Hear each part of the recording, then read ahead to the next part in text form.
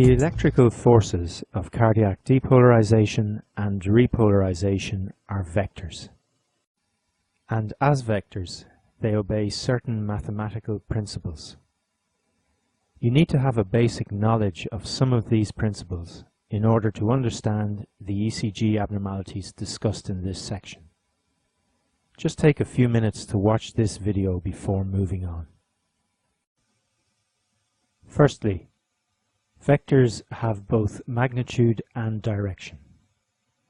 In mathematics, a vector is drawn as an arrow indicating its direction, while the length of the arrow from the initial point to the terminal point is indicative of magnitude.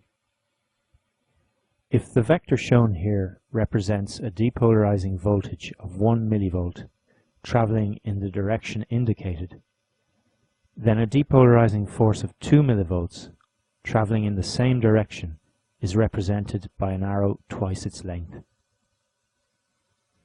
We've already seen that if this 1 millivolt depolarizing vector is moving directly towards an ECG lead set at a standard sensitivity, it will produce a positive deflection of 10 small squares on the readout from this lead.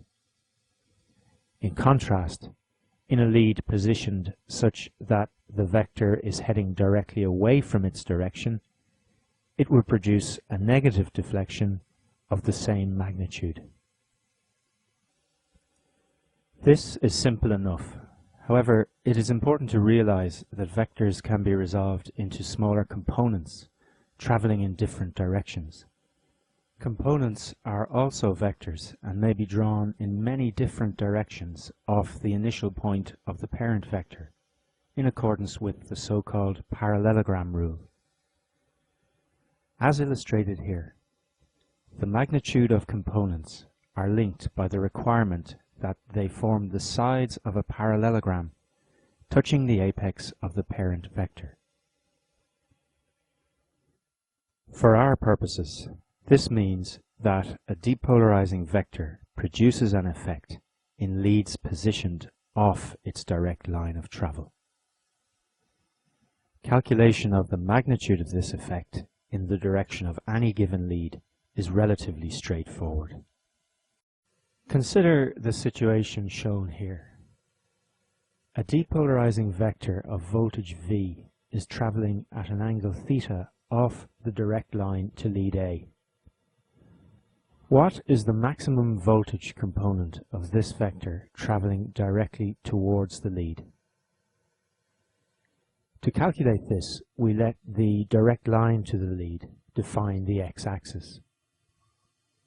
Using the parallelogram rule, if we draw the parallelogram as a rectangle, this sets the component on the y-axis at 0 relative to the lead. The reason for this will be obvious shortly, and gives us the maximum possible length of the component vector traveling directly towards the lead. The magnitude of this x-axial component can be calculated very simply. In a right-angled triangle, the cosine of the angle theta is given by the length of the adjacent side divided by the length of the hypotenuse. Remembering that length equates to magnitude, the magnitude of the x-axial component is therefore equal to the magnitude of the parent vector multiplied by the cosine of the angle theta. In the example shown here, a depolarizing force of 1 millivolt is traveling at an angle of 40 degrees off the direct line to the lead.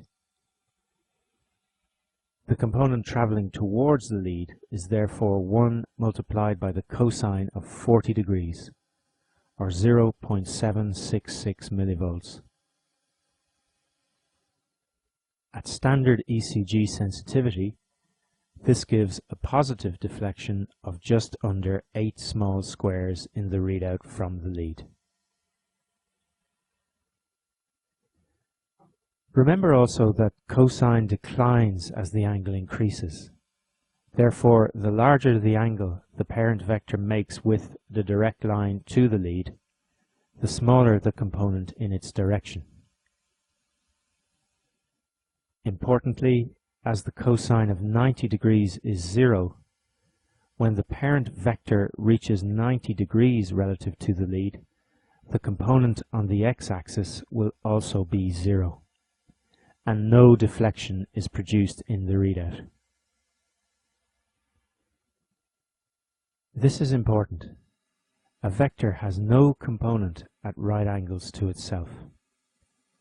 So no matter how large in voltage a depolarization vector may be, if it is moving at 90 degrees relative to an ECG lead, no net deflection is produced in the readout from that lead. Once the vector's direction of travel moves beyond 90 degrees relative to the lead, the signal produced is negative. And the same simple maths we've just employed can be used to calculate the magnitude of the negative signal generated.